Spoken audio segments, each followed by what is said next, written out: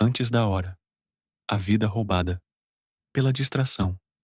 Busque em sua memória e reflita sobre qual momento você teve uma meta fixa, quantos dias se passaram da forma como você planejou, em que momento você esteve à disposição de si mesmo, quando que seu rosto exibiu uma expressão natural, quando sua mente esteve imperturbada, que trabalho realizou em uma vida tão longa, quantos roubaram sua vida enquanto você não estava ciente de que a estava perdendo, quando desse tempo foi absorvido em tristeza inútil, em alegria tola, em desejo ganancioso, nas seduções da sociedade. Quão pouco de si mesmo foi deixado para você. Perceberá então que está morrendo antes do tempo. Esta reflexão densa, quase como uma súplica silenciosa, dirigida a uma consciência adormecida, funciona como um espelho colocado diante de nossa existência cotidiana. É um convite ao exame de vida, aquilo que os antigos filósofos chamavam de examen conscientiae. O que se propõe aqui não é mera meditação moralista, mas uma convocação urgente à lucidez. Em um mundo saturado de estímulos e compromissos, o verdadeiro desafio talvez seja permanecer acordado, consciente, inteiro. O despertar da consciência.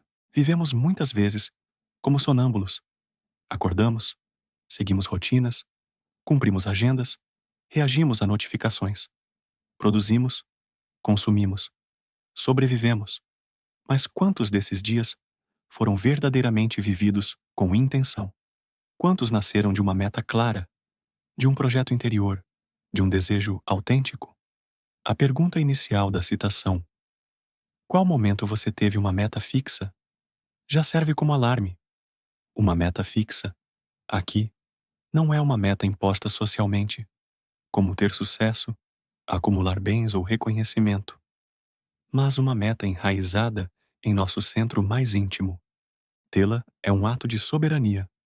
Significa saber a que se quer consagrar a vida e, mais ainda, ter a coragem de se organizar em torno disso. Implica resistir à distração. E nisso reside o maior obstáculo. A maioria de nós se move sem direção, cedendo a impulsos passageiros, a demandas externas, a urgências alheias. A ausência de uma meta fixa revela a fragilidade de nossa autonomia, a facilidade com que entregamos nosso tempo e, portanto, nossa vida aos outros. O tempo roubado. Quantos roubaram sua vida enquanto você não estava ciente de que a estava perdendo?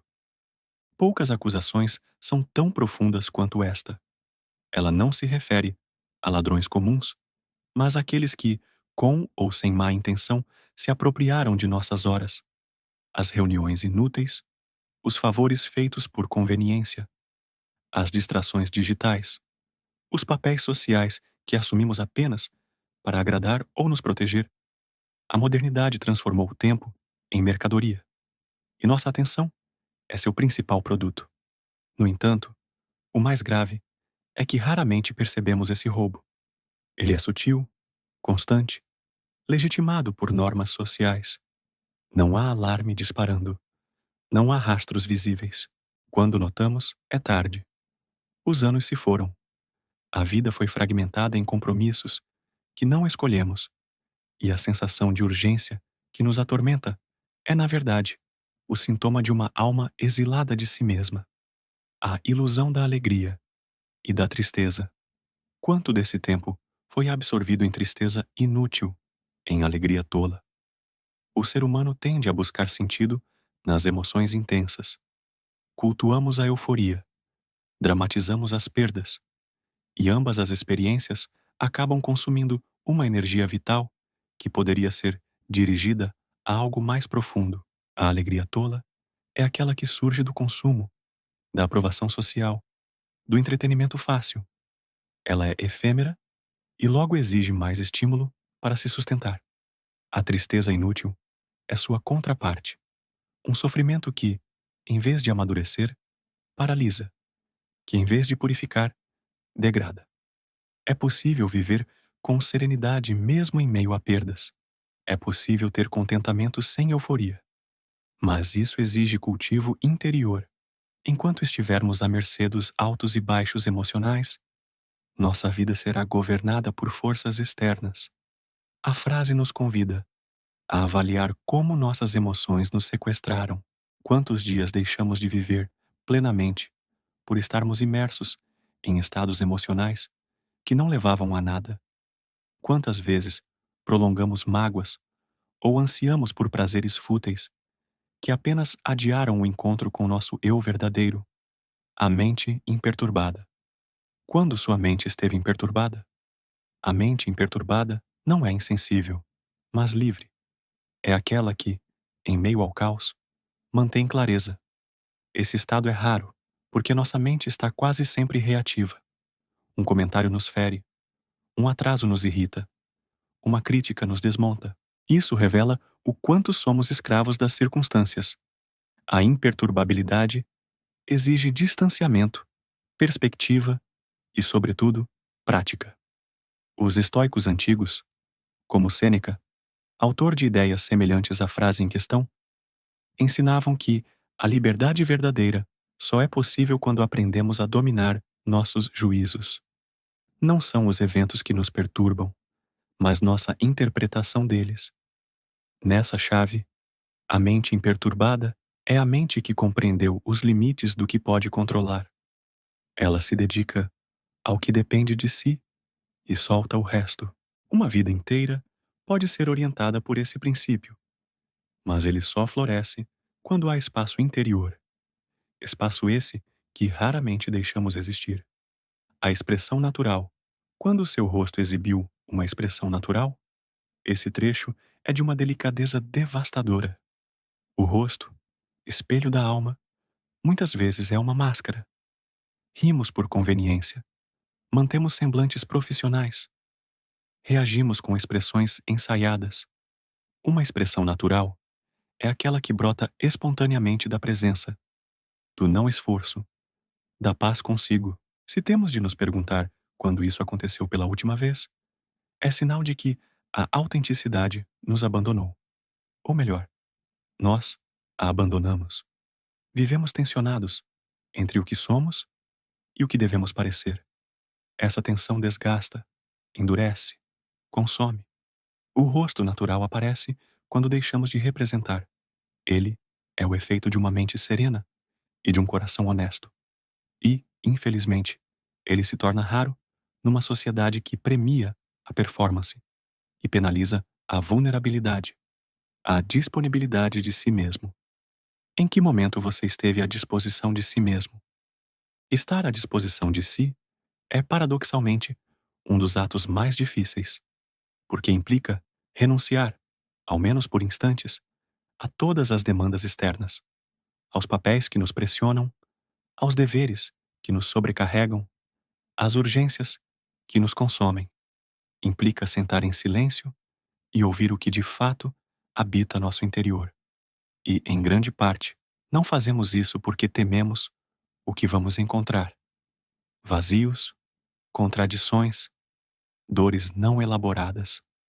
Mas também ali está a nossa potência mais pura. Estar à disposição de si é criar o espaço onde a alma pode respirar. Sem esse espaço, nos tornamos máquinas funcionais. Executamos, mas não vivemos. A liberdade começa no instante em que podemos dizer: agora estarei comigo, e sustentar esse encontro com humildade e firmeza. O trabalho realizado. Que trabalho realizou em uma vida tão longa? O trabalho aqui não se refere apenas à profissão. Trata-se da obra de si mesmo, o cultivo da alma, o desenvolvimento de virtudes, a construção de uma existência coerente com seus valores mais profundos. A vida pode ser longa em anos e pobre em realizações verdadeiras. Podemos ter ocupado cargos, acumulado riquezas, recebido louros e, ainda assim, ter deixado de realizar a tarefa fundamental: tornar-se quem se é. Nietzsche dizia que tornar-se quem se é a grande missão do indivíduo, e isso exige esforço, silêncio, recusa e coragem. O trabalho interior é muitas vezes invisível, mas ele estrutura todo o resto. Sem ele, a vida se torna um enredo raso, pautado por conquistas exteriores que não sustentam o espírito. O tempo deixado para si, quão pouco de si mesmo foi deixado para você? Talvez esta seja a constatação mais dura. Não se trata apenas de tempo cronológico, mas de espaço existencial. O quanto da sua vida foi verdadeiramente seu? O quanto foi vivido por medo, por obrigação, por convenção? A liberdade, dizia Simone de Beauvoir, só é possível quando o sujeito assume seu próprio projeto de existência. Quando deixamos pouco de nós para nós, transferimos esse poder para os outros e nos tornamos reféns.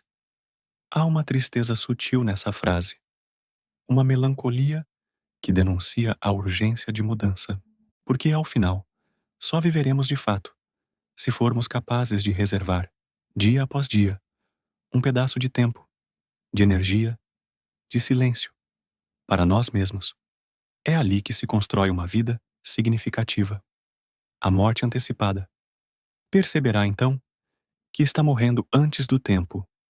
Não é a morte biológica que se denuncia aqui, mas a morte do espírito, da autenticidade, da liberdade interior. Quando vivemos desconectados de nossas verdadeiras intenções, submetidos às forças externas, dominados pela superficialidade, estamos morrendo, mesmo respirando. A vida não é medida em anos, mas em presença, em intensidade, em coerência. Morrer antes do tempo é desperdiçar o potencial que carregamos. É viver uma vida emprestada. É não ter vivido quando o fim chega. Por isso, esta frase é um grito de alerta. Ainda há tempo de reconquistar a vida, mas ela não se dará automaticamente. Será preciso escolher, a cada dia, a lucidez sobre a distração, a profundidade sobre a aparência, o silêncio sobre o ruído, o retorno a si. A frase que inspira esta reflexão é um chamado à reconciliação com a própria existência. Em tempos de dispersão e urgência, ela nos convida à lentidão, à clareza e ao reencontro.